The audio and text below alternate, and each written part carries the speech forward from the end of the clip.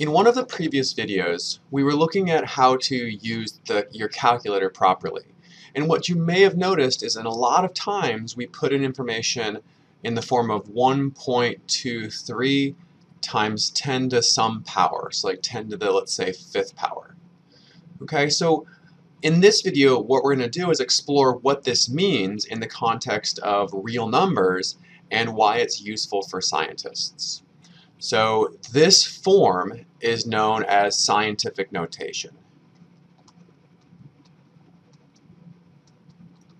And it's really, really useful for scientists because it allows us to put very, very large numbers or very, very small numbers into a quickly understandable format.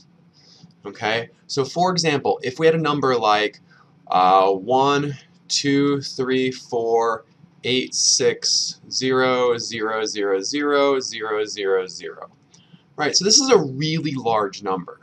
And by looking at it, it's really tough to figure out just how many decimal places we have, right? So just how many digits we're dealing with. In this case, we're dealing with 3 digits, another 3 digits, another 3 digits, another 3 digits, right? So 100, 1,000, million, billion. So this would be 1,234,860,000,000.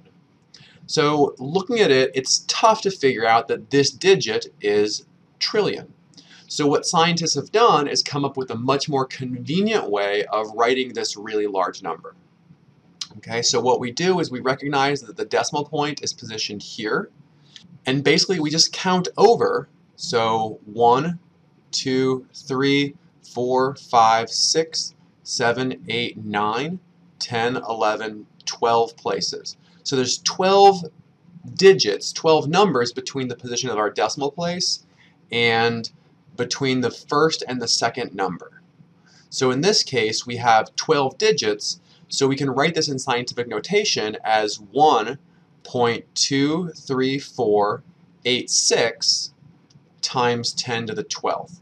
So we drop off all of these zeros because by putting times 10 to the 12th, it's implying that those digits are there, and if they're not written, they must be zeros. Okay, so let's look at this from the other perspective. If I have a number like, let's say, 8.6502 times 10 to the 14th. So if I wanted to write this out in longhand form, I know I have 86502.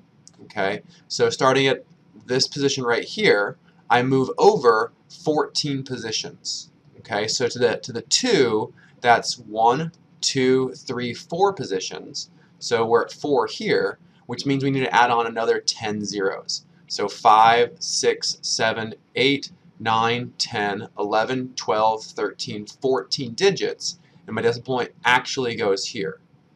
Okay, so I have 10 zeros here, and I have another 4 places that were implied from my number 8.6502. So we can write this really large number in a convenient form that shows us that there's 14 digits. Let's look at one more example of this before we examine how to write scientific notation for really small numbers. Okay, so let's say we have something written already in scientific notation that's 2.864 times 10 to the 8th. We can convert this to standard number format. So we have decimal place here, we move over 1, 2, 3 places. So moving over to the 4, that gives us 3 of our 8 places. So we need another 5 zeros. So we have 2.864, that's 3 decimal places, 4, 5, 6, 7, 8. So then I have a comma here, a comma here. So this would be 286,400,000.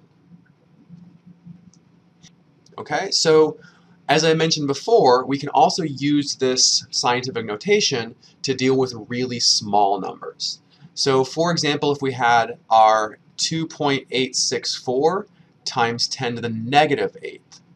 Well, now that we have this negative here, this means we're actually moving to the left instead of to the right.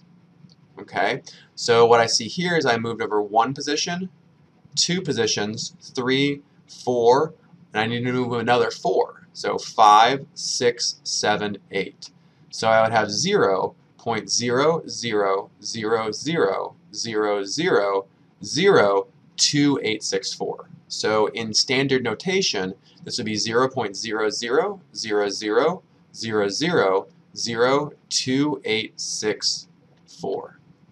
Okay, we can double check this because we know that if we move this decimal place over 8 positions, it should end up between the 2 and the 8.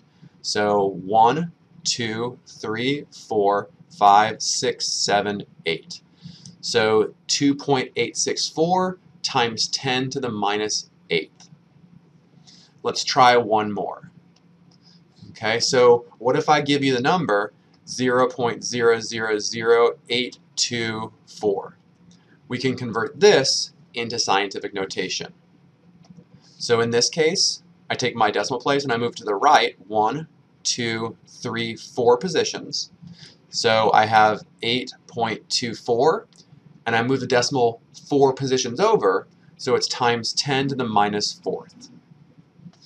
A really important thing to remember here is that large numbers have positive exponents. So we have something like times 10 to the 8th, right? So anytime this exponent is positive, that means it's a very large number.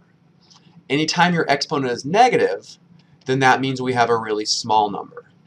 So here we have times 10 to the minus 8th, and that means we have a very, very small number. So we move our decimal place to the left.